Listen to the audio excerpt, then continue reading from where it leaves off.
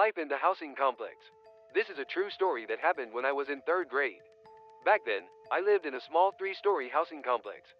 It was an old building with a strong scent of the Showa era, but it had a certain warmth to it. In the evenings, the aroma of dinner cooking would drift from each apartment, and the sounds of children playing would echo through the courtyard. It was just an ordinary housing complex, like any other. I had three classmates who lived in the same complex. Let's call them A, B, and C. The four of us were always together, playing outside every single day. After school, we'd throw our backpacks aside and rush outside. We were curious about everything, always playing until it got dark. Bug catching, hide and seek, exploration games. Looking back, they were simple pastimes.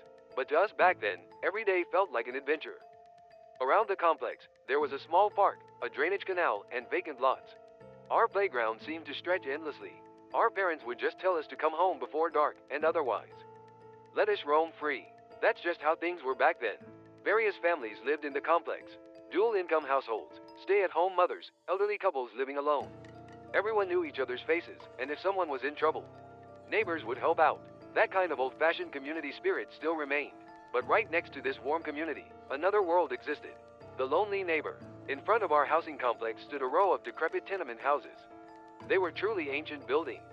The walls were peeling, the pillars were tilting, and it seemed like even a child could kick a hole through them. The doors wobbled so much, you had to wonder if locking them even made sense. Looking back, the rent must have been dirt cheap. That's why people with various circumstances lived there. Some units were hoarding houses, others had newspapers taped over the windows. There was a lady who took in stray cats and doted on them obsessively. They were all eccentric people, but they didn't harm us. Some would even smile and greet us when we passed by, except for one person. That person lived in the unit at the very back of the tenement row. He always wore tattered clothes. The left side of his face was slightly deformed, and he walked with a dragging limp. He was probably in his late 30s to early 40s. He hated the sound of children's voices, bicycle brakes, and dogs barking. Whenever he heard those sounds, he'd burst out of his room, shrieking incomprehensibly while chasing us with an umbrella. Oh, ooh, they weren't words, just screaming sounds. That made it even more frightening for his children. But looking back now, I wonder, were those cries of anger, or was he trying to tell us something? Some kids had actually been caught by him, but he never hit them or kicked them. He'd just yell unintelligible words, and that would be the end of it. There was never any actual harm done. Still, the residents of the complex and the neighborhood were at their wits' end. They consulted the police several times, but nothing came of it. There was no tangible damage, and he had mental disabilities, so the police wouldn't do anything. That's why our parents repeatedly told us children the same thing. Don't go near the tenement houses. If you see that man, don't talk to him, don't make eye contact. If he comes near you, run away immediately. We followed those instructions, at least, at first. But children can be cruel. Out of morbid curiosity, some kids would deliberately walk past the tenements to provoke him. Some even threw stones. I did it once too. A friend invited me, and we shouted loudly in front of his unit. He immediately burst out shrieking, and we ran away laughing. Looking back now, I think about how terrible that was. But at the time, I didn't think it was wrong. Signs of collapse. The peaceful days came to a sudden end. One night, an incident brought the police. The man and the cat-loving lady next door had gotten into a huge fight.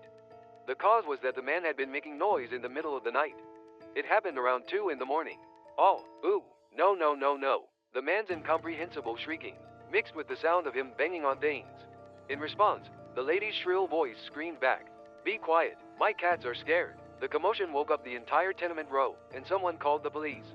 But it was just a verbal argument. By the time the police arrived, both parties had retreated to their rooms, and things settled down for the night. This incident made the man explosively famous among the children of the complex. Word spread rapidly across different grades, and kids even started coming from other areas just to see him. Some even rode their bicycles from other complexes, treating it like a field trip. Let's see if he really chases us. I heard his face is really scary. Is it true? The children, half joking, kept escalating things. But for the adults living in the complex, this was nothing but trouble. They feared a major incident was inevitable. Worried adults reported the situation to the school. And finally, during morning assembly, the principal gave us a warning. Under no circumstances are you to approach the tenement residents. This is a promise for your own safety. Thanks to that, the children's interest gradually faded. But things were already heading in the worst direction. 2 weeks later, one night around 8 o'clock, my father suddenly rushed outside, his face pale. He immediately came back and shouted, "Get outside now, right now." I had no idea what was happening, but my mother pulled me outside by the hand. Looking around, I saw our neighbors and everyone from the complex evacuating in a rush. Police sirens grew closer, fire trucks too, ambulances. No one knew what had happened, but from the direction of the tenements, a strange smell was drifting through the air. It was like gasoline, but different. A sharp, acrid smell that stung the nose. I learned later that the man had smashed the windows of the neighboring tenement units with a bat, one after another. When my father and other neighbors rushed out at the sound of breaking glass, they saw the man shrieking and pouring kerosene everywhere. In his hand, he was gripping a lighter. In the end, he never lit it. The neighborhood men desperately stopped him and held him down until the police arrived. This time, it was no joke. The man was arrested. For a while, pink powder, scattered over the kerosene stains, remained in front of the tenements. The police conducted investigations for days. We were too scared to walk past the tenements. But after about a month, calm returned as if nothing had happened. I think the complex residents felt deeply relieved. Finally, we can live in peace. That's what the adults were saying. The forbidden entry. Half a year passed, and summer arrived. We had become fourth graders. Still close friends, we spent our days obsessed with catching bugs. That day, our classmates D and E were with us too. 6 of us in total. Even after the man was gone, we were technically still forbidden from going near the tenements. But after half a year, children forget. By then, we were playing near the tenements without a second thought. Look, I found a beetle. There's a stag beetle over here. On that summer afternoon, with cicadas singing all around us, we searched for insects with single-minded focus. Then suddenly, someone's feet stopped. We were standing in front of the unit where the man had lived. Boards were nailed over the windows, and a "no entry" sign was posted on the door. But it was obvious no one lived there anymore. I grinned mischievously and said, "Hey, want to go inside?" I was shocked. My father was incredibly strict, and if he found out I'd done something like that, I'd definitely get beaten. No way, that's definitely not allowed. We'll get arrested for trespassing. How are we going to get arrested when nobody lives there? Come on, don't you want to see what kind of place it was? B, C, and D readily agreed to this proposal. Honestly, I was curious too. What kind of room did that terrifying person live in? What kind of life did he lead? Curiosity stirred in my head, but I was too afraid of my father's fist. Absolutely not. In the end, E and I, who didn't live in the complex, ended up keeping watch outside. If anyone comes, we'll let you know. Got it. We'll just take a quick look. Put his hand on the door. As expected, it was locked, but it was an old building. When pulled hard with force, crack, the lock broke and the door swung open. Oops, it opened. I was laughing, but there was no turning back now. The 3 of them excitedly went inside and closed the door behind them. E and I started playing catch with a ball we brought, but I couldn't concentrate. My heart was pounding. I had a premonition that something bad was going to happen. After waiting 3 minutes, C came out first. Whoa, it seriously stinks in there. It's bad. C was laughing while holding his nose. What kind of smell? Like poop and garbage and stuff all mixed together. It just reeks. We laughed. So it really was that kind of room, we thought. But A, B, and D still hadn't come out. What on earth were they doing? More than 5 minutes had passed. Hey, hurry up and come out. Just as I was about to call out to them. Kaya, the discovery. Kaya, a tremendous scream tore through the quiet summer afternoon. It was a shriek filled with such terror, it didn't seem humanly possible. C, E, and I froze on the spot. Our bodies wouldn't move. We couldn't breathe. What happened? He said in a trembling voice. We stared at the door. We had no courage to go inside. Bang! The door flew open violently, and they tumbled out. His face was deathly pale. A moment later, D crawled out and immediately began vomiting violently. Ugh, bleg. D's vomit spread across the ground. Where's B? What happened to B? C shouted. O was breathing heavily and just shook his head. It seemed he couldn't speak. Then he looked back at the door and backed away. My mind went blank. I couldn't understand what had happened. But I knew something absolutely terrifying had occurred. L, let's run. E pulled on my arm. But I couldn't move. What about B? B was still inside. We couldn't just leave him. But we couldn't go in either. I stood there frozen. It was probably only a few dozen seconds, but it felt like hours. Then the door slowly opened from the inside. B came out, but something was clearly wrong with B. His eyes were wide open, unfocused. His face was ashen, his mouth half open. It was like his soul had been sucked out of him. He took a few steps forward, then collapsed from his knees. B, get it together. C rushed over, but B didn't respond. He just trembled in small, violent shivers. I had reached my limit. I was so scared I couldn't stand it anymore, and I started running toward home. Wait, I heard E's voice behind me, but I couldn't look back. I just ran desperately toward the complex. My parents both worked, so no one was home. So I ran to B's mother's place on the first floor, crying. I pressed the intercom over and over. What's wrong? B's mother came out, sobbing and in a panic. I tried to explain, but the words wouldn't come. I was in such a state of panic, I couldn't even understand what I was saying. But B's mother looked at me and realized something serious had happened. She grabbed a broom and rushed out. Neighbor, call the police, she shouted while pressing the intercom, then ran with me. When we reached the tenement, A, C, D, and E were standing around B. B was sitting on the ground, just trembling. B, are you okay? What happened? B's mother rushed to B. But B didn't answer. He just stared at the open door. B's mother looked inside the door. At first, she just peered in from the entrance. Then, as if noticing something, she took one step inside. A few seconds later, Kaya, B's mother's scream echoed. She immediately rushed out and scooped up B in her arms. Then she crumpled to the ground. B's mother herself was trembling violently. Children, don't look, never look. B's mother kept repeating this through her tears. Soon after, we heard police sirens. Several police officers arrived. They went into the room. When the officers came out, their faces were all pale. One was vomiting outside. An ambulance arrived too, but no one was carried out from inside. Instead, people in white protective suits arrived. They carried what looked like black plastic bags and entered the room. We stood a little ways off, just frozen. We still couldn't comprehend what was happening. Eventually, my mother rushed over from work. She'd received a call from the police and hurried home. Are you okay? Are you hurt? My mother held me tight. Finally, in her arms, I was able to cry out loud. Mom, I was so scared. My mother said nothing, just kept stroking my head. That night, my father hit me. Why did you go in? I told you not to go near there. My father's open hand struck my cheek. It hurt, but more than that, I felt frustrated. I didn't go in. I tried to stop them. I shouted, but my father wouldn't forgive me. You were there with them. Why couldn't you stop them? He hit me again. Crying, I ran to my room. I thought it was unfair. I hadn't done anything wrong. But later, my father came into my room. His expression was different from before. Tired, he sat down next to me and said, I'm sorry for hitting you. My father was silent for a while. Then he spoke with a heavy voice. I might as well tell you now. You'll find out anyway. That man, he was dead in that house. The weight of truth. Dead. I couldn't immediately understand the meaning of those words. Dead. You mean, he'd been dead for a long time. And, in terrible condition. My father's voice was shaking. It was the first time I'd ever heard my father's voice sound like that. I learned later that the man wasn't just dead. He had been decomposing. We had no idea the man had come back. Our parents didn't know either. 6 months after his arrest, we all assumed he was in some facility. Somewhere, or maybe with relatives. But the man had returned to that house. We don't know when he came back. There were no injuries, and given his mental condition, he was probably released quickly. And quietly, he had started living in that room again. The house was supposed to be vacated, but maybe he had nowhere else to go. And then, with no one to watch over him, he died alone. According to police estimates, he had been dead for 3 to 4 months. In the summer heat, in a sealed room. Just imagining it is terrifying. The incident spread throughout the school.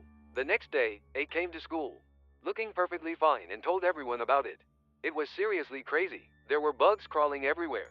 A seemed more excited than scared. D also said it was gross, but he seemed fine too. But B didn't come to school. Not the next day, or the day after that. A week later, we heard that B was transferring schools. When I asked A for details, this is what he told me. The moment they entered the house, there was an abnormal smell.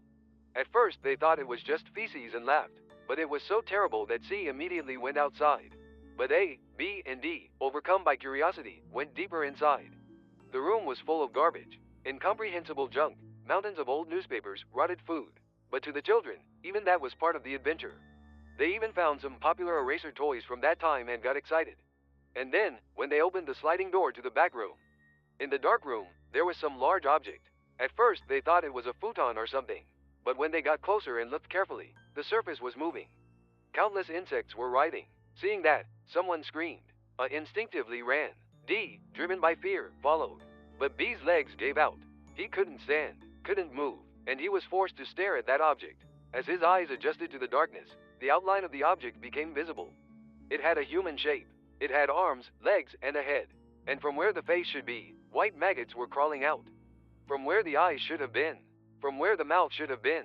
From where the ears should have been. Countless insects overflowed, writhing. B stared at that scene for dozens of seconds, and he clearly recognized that it was the man. The outline of that half-deformed face. It was unmistakably him, the way he looked when he was alive. After that, no one knows how B got outside. B's mother later said that when he came to, he was already outside. From that day on, B stopped speaking entirely. He had nightmares at night and couldn't eat. Post-traumatic stress disorder, PTSD. That's what the doctor diagnosed. Treatment required a change of environment. So B's family moved to a distant town. I haven't seen B since then. Children are cruel and callous. For the first month or so, we talked about B, but after a while, no one mentioned him anymore. As if B had never existed from the beginning. Serial attacks. 2 months after the incident, on an autumn day, something happened that shook the entire town. A second-grade girl was attacked on her way home from school. She was struck on the back of the head with a hammer and seriously injured. Fortunately, her life wasn't in danger, but the wound required more than 10 stitches. The culprit fled. There were almost no witnesses. The girl was too scared and crying, unable to speak at first. The entire school was gripped with tension. Teachers repeatedly warned us to watch out for suspicious individuals, and group dismissals were implemented.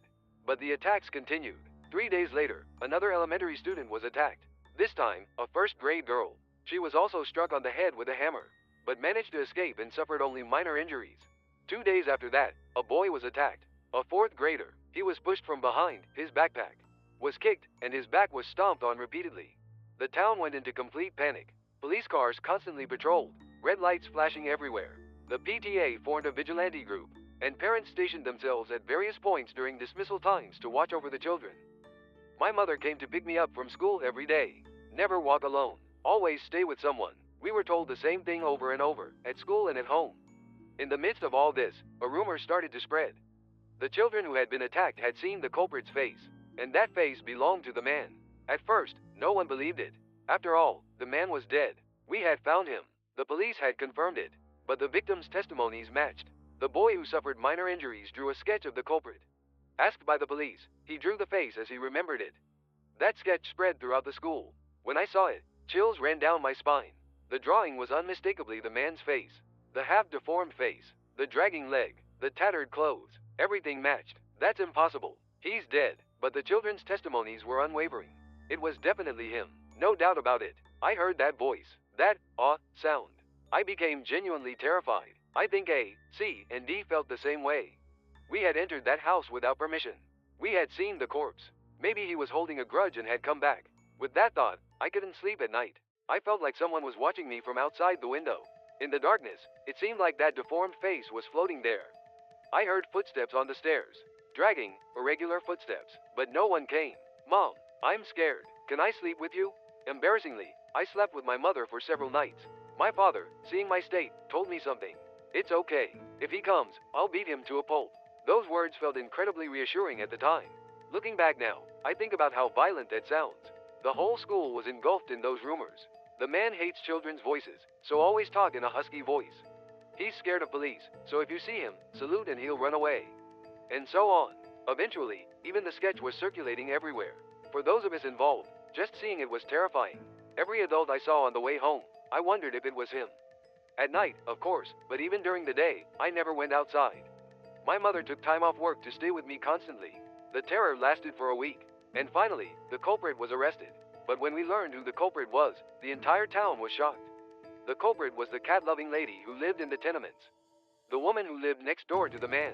No one could believe it. The lady was certainly eccentric, but she was kind to stray cats. She didn't seem like someone who would harm children. But when she was arrested, her condition was apparently abnormal. He made me do it. She kept repeating that, according to what we later saw on the news. According to the police investigation, the lady was in a state of insanity. Mentally completely broken, unaware of what she was doing. The cause was the man who had lived next door. After the kerosene incident, the man was arrested and taken away. But since there were no injuries and he had mental issues, he was quickly released and came back. And the harassment of the lady began. Banging on the walls in the middle of the night, shrieking, throwing stones at the windows, scaring her precious cats. The lady consulted the police many times, but without evidence or actual harm, they wouldn't take her seriously. As she was mentally driven to the edge, the man died alone. The lady must have thought she was finally free, but one day, she heard sounds from the next room. Footsteps, those dragging, irregular footsteps, the sound of banging on walls, and shrieking. Oh, ooh. The lady thought the man had come back, but there was no one in the next room. The police had confirmed it. The body had long been removed. Still, the lady kept hearing it. Every night, and eventually, she started having hallucinations. The man's face floating outside the window, standing in the corner of the room, all her cats looking in the same direction at once, their fur standing on end.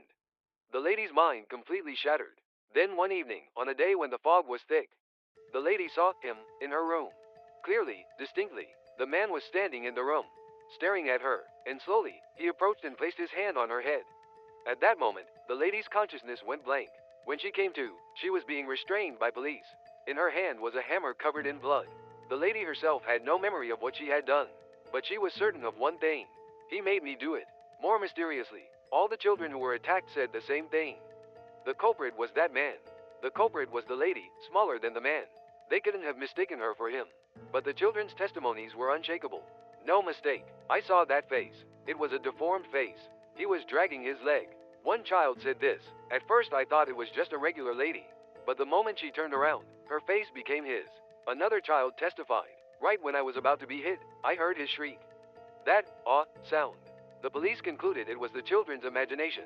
Indeed, rumors about the man had spread throughout the school. Sketches were posted everywhere. They reasoned that out of fear, the children had mistaken the lady's face for the man's. But I didn't know, was it really just imagination? Or had something truly possessed her? A few days after the incident, I had a strange dream. I woke up in the middle of the night, and someone was standing in the corner of my room. A vague figure in the darkness, but I could clearly make out the outline. It was the man, the half-deformed face, the tilted body. I couldn't make a sound, just trembled under my blanket. The figure slowly approached. I could definitely hear those dragging footsteps, and it stood beside my bed. I'm sorry. I heard a faint voice. I'm sorry. I'm sorry. I'm sorry. Over and over, it repeated. Was he apologizing to me? Or to someone else? Eventually, the figure disappeared. When I woke up, it was morning. I didn't know if it was a dream or if I had really seen it. But after that, I sometimes had the same dream. A figure standing in the corner of the room. A voice repeating, I'm sorry. It wasn't a voice of resentment. Not a voice of anger.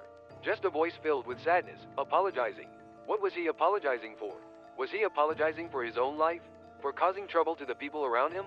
Or for dying alone? I still don't know. The true culprit. After psychiatric evaluation, the cat-loving lady was deemed to have no criminal responsibility. Without going to trial, she was admitted to a psychiatric hospital. She will probably never leave there. Details of the incident gradually came to light. The lady had apparently suffered from the man's harassment for years, but no one helped her. Not the police, not the landlord, not the neighbors. He has mental issues, so it can't be helped. You just have to endure it. That's what she was told repeatedly. The cats were the only comfort in the lady's heart. But the man even scared those cats. He threw stones at the windows and shrieked to frighten them. The lady's mental state was slowly eroded. Then the kerosene incident happened. The lady was deeply relieved when the man was finally arrested. Finally, I can live in peace. But that peace ended in just a few weeks. The man came back, and the harassment became worse than before, as if in revenge for being arrested. Banging on walls at 2, 3 in the morning, kicking the door, throwing things at the windows. The lady had reached her limit, but she had nowhere to escape. With no money, she couldn't move, as she was mentally cornered. One day, the next room went quiet. At first, she thought he'd been taken away somewhere again, but occasionally, she heard sounds from the room. The lady thought it strange, but as long as it was quiet, that was fine. But gradually, a foul smell began to drift over. At first, she thought it was cat feces, but it was different, a much more intense smell that made her nauseous. The lady contacted the landlord several times, but the landlord wouldn't take her seriously, and the smell kept getting stronger. In the summer heat, an unbearable stench seeped through the walls. Even with all the windows open, the lady couldn't escape the smell. The cats became restless too. They threatened the wall, fur standing on end, sometimes crying in strange voices. And the lady realized something had died in the next room. At first, she didn't think it was the man, but gradually, it turned into certainty. And then we found the body. The police came, and the remains were removed. The lady thought she was finally free, but that's when the real nightmare began. Even after the body was removed, she kept hearing sounds from the next room. Footsteps, banging on walls, shrieking. That's impossible. He's not there anymore. The lady doubted her own ears. But she definitely heard it. Every night, every night. Eventually, she started having hallucinations. A face floating outside the window. A figure standing in the corner of the room. The cats seemed to see it too. They'd all stare in the same direction at once, fur standing on end in threat. The lady's mind completely broke. Then one evening, on a foggy day, the lady saw him in her room. Clearly, distinctly, the man was standing in the room, staring at her, and slowly approaching. He placed his hand on her head. At that moment, the lady's consciousness went blank. The next thing she knew, she was being restrained by police. In her hand was a hammer covered in blood. The lady herself had absolutely no memory of what she had done. But she was certain of one thing. He made me do it. The remaining mystery.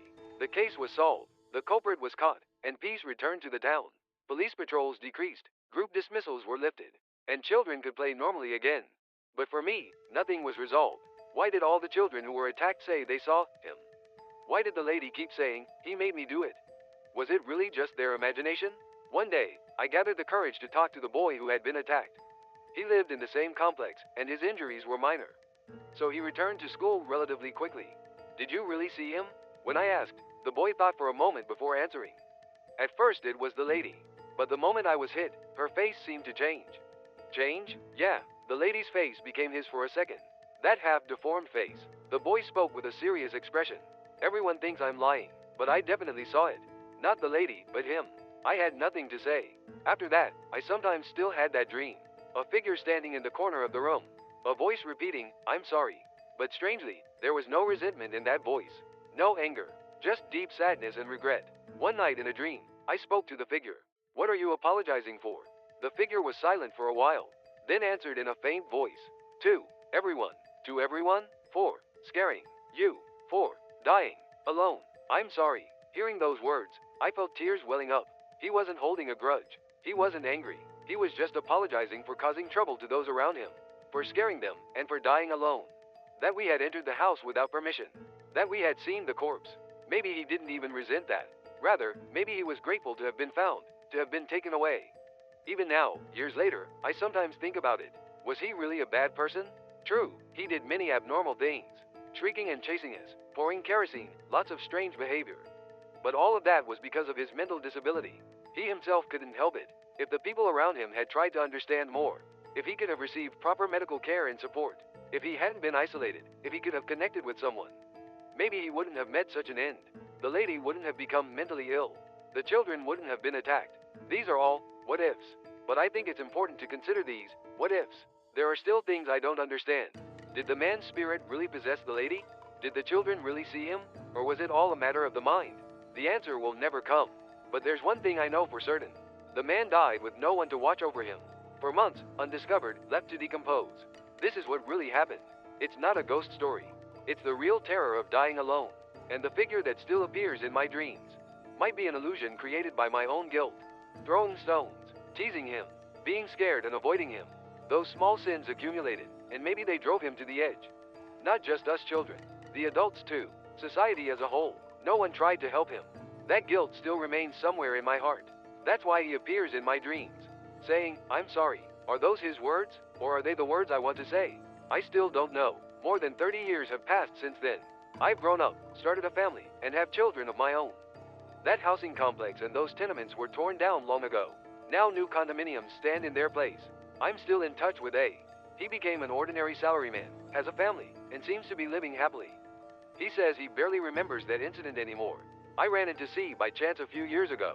When I asked him about that day, he just laughed and said, I only remember it stank. I haven't seen D since we went to different middle schools. I hope he's doing well. He moved to another town during high school. I don't know where he is or what he's doing now. And B. I haven't seen B since then. I don't even know where he moved to. I wonder how he's doing now. Has the wound in his heart healed? Or is he still suffering from nightmares? I sometimes think about B.